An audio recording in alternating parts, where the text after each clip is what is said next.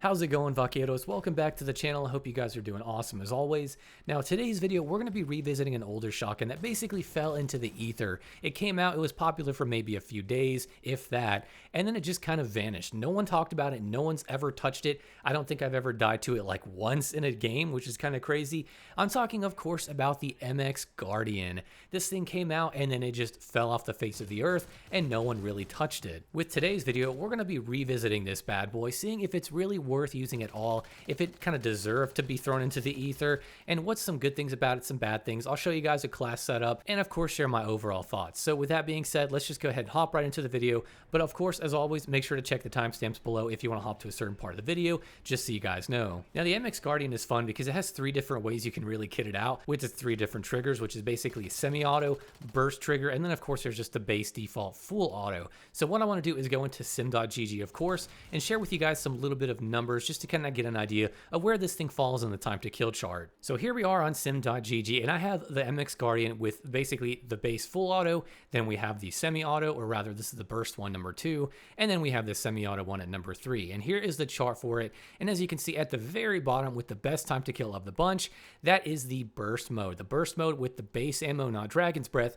basically has the best time to kill of the bunch by a little bit, 490 compared to 560 for full auto, 525 for semi. Semi is really not that far, it's not that huge. So this is pretty cool to see. That is very, very fast, 490, kind of similar to the Haymaker, not as fast, but very close, along the same lines as the KV Broadside. Now, what's nice about this is that it extends out to about maybe the 3-meter mark, and then it just kind of drops down. But when it drops down, it doesn't drop down that hard. With either of the ammo types, they basically all drop down to 700 milliseconds, which, all things considered, that's not really that terrible for shotguns. This one actually drops off a little bit better than a lot of ones. Even the Haymaker, this one kills a little bit faster in this range. Now, of course, it drops down even further past that, and as you can see, this is kind of where it falls flat. And as you can see, it's dealing about 840, 875 for most of these. It's not terrible. Again, some shotguns at this range will take very, very long, like way longer, over a second, but this one, it doesn't really fall that far, that bad. Yes, against SMGs and stuff, it's still going to be rough.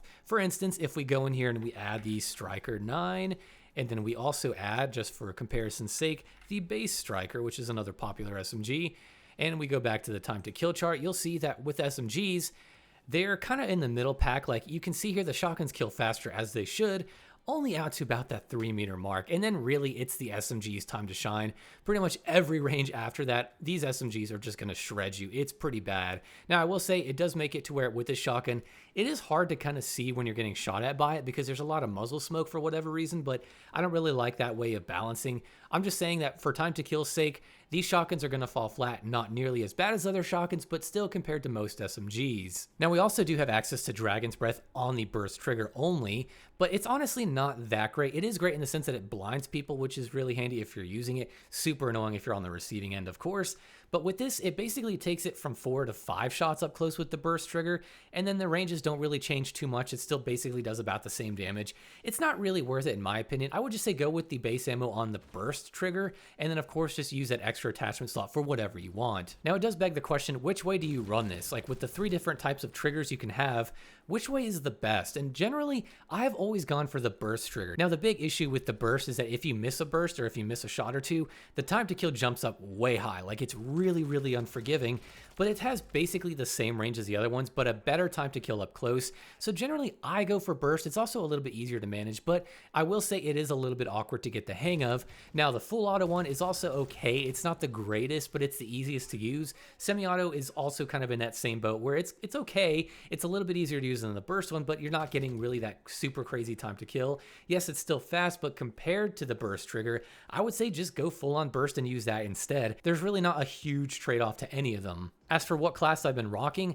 this is kind of what I landed on. And there's a bunch of different ways to kit it, but basically this one, you're going to be going with some tack stand spread and a little bit of mobility. I'm having that Stream SK rear grip for some good sprint to fire speed, of course. Everything else is mainly for your spread, like your tack stand spread, because I found it really helpful, especially at a little bit past 5 meters. It really does help having a tighter spread. Now, if you want, you can swap out that grip for something like one of the barrels. If you want to rock the big barrel that gives you more range, you can. I don't really find it useful because of the way that it kind of slows you down, especially with your aim down sights movement speed. I don't really like it. You could rock, which is another great one, the MXG mobile barrel, which does give you better mobility, which is great, and it does give you a little bit more range. This is probably the better barrel of the two if you're looking for kind of the most balanced way to run it. If you just want pure range, go for the Hype LM. Otherwise, rock the MXG mobile. Now, for my overall thoughts on this shotgun, I find it decent. I feel like it's not amazing, it's not great, but it's also not terrible, it's not bad. It's just kind of meh. It's kind of middle of the road, meh. You can just kind of take it or leave it. It is fun, and it does have a really, really great time to kill up close. That is really, really good, but it's also very unforgiving. With a lot of other shotguns like the Haymaker, they just deal so much damage per pellet. They're just so much better because they're more consistent, and they're just such powerhouses compared to this. This one is a little awkward. No matter how you kit it out, it just feels off. I think it's because the mobility is not the greatest. A lot of attachments will hurt your aim down sight speed, which this is a Modern Warfare 2 shotgun. A lot of attachments are going to do that pretty hardcore. So it's just kind of this middle of the road shotgun that tends to get overlooked. Do I think it's garbage? Absolutely not. You can still Shrek some people with this thing, especially up close. There's a lot of people who would challenge you that just kind of get blown away by it, and they're like, what shotgun was that? Because who uses this thing? Nobody. So it's fun in that regard, but honestly, you're still going to get shredded by SMGs at ranges. There's probably better shotguns to run. In fact, there is. This one's just kind of, like I said, meh, middle of the road, take it or leave it. It's still fine. It's still okay.